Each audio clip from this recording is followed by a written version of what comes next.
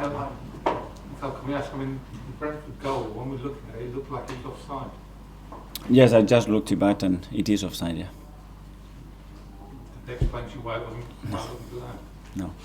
That must be very frustrating for you. It is, but it's, I don't know, probably they will give an explanation later on in the week, but today we haven't got any, but looking at the images, and you have to apply certain principles in defending, and you do that by sticking to the rules, and suddenly you apply different rules, then you have to change your principles. So tell us before, because then you don't hide the line in that height, because then obviously you're always going to have an advantage if you get blocked.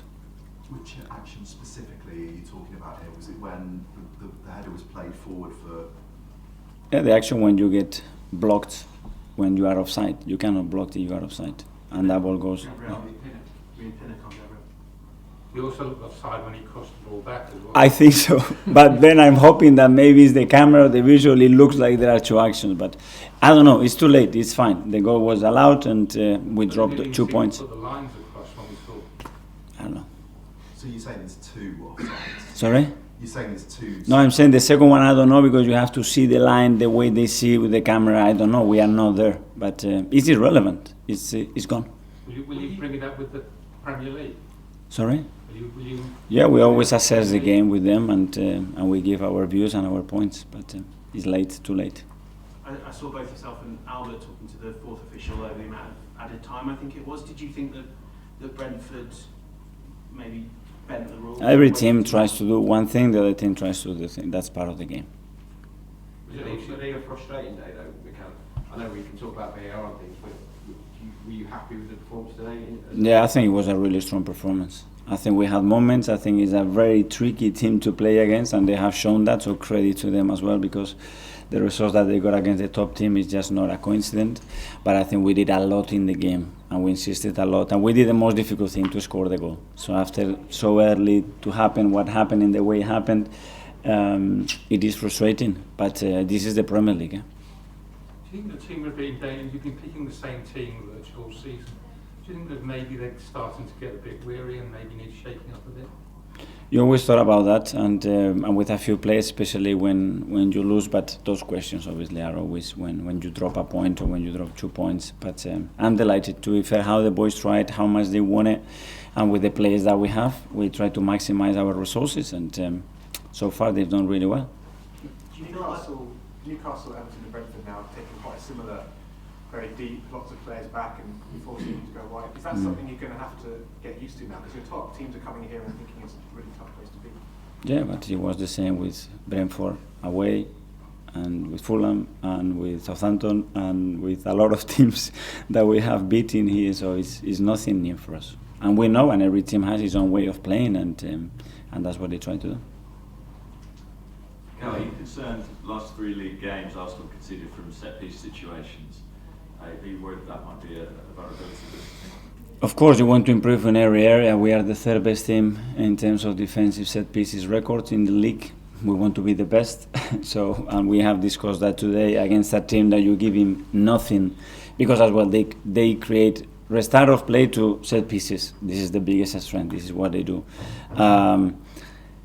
And we control them quite well, but in that situation I think we control them because we were hoping that they were going to be offside, but they weren't. But it's always unfortunate because it costs you points, so set pieces are huge in this league, that's for sure. This is the first time you failed to win 2 league games in a row.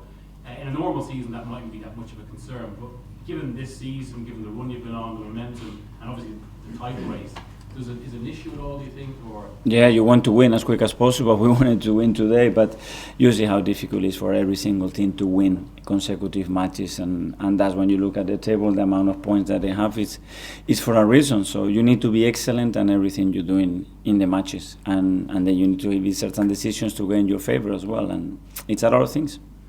Nick? Hi Mikel, what's yours and the team's schedule from now until Wednesday to get them ready for that huge match against City?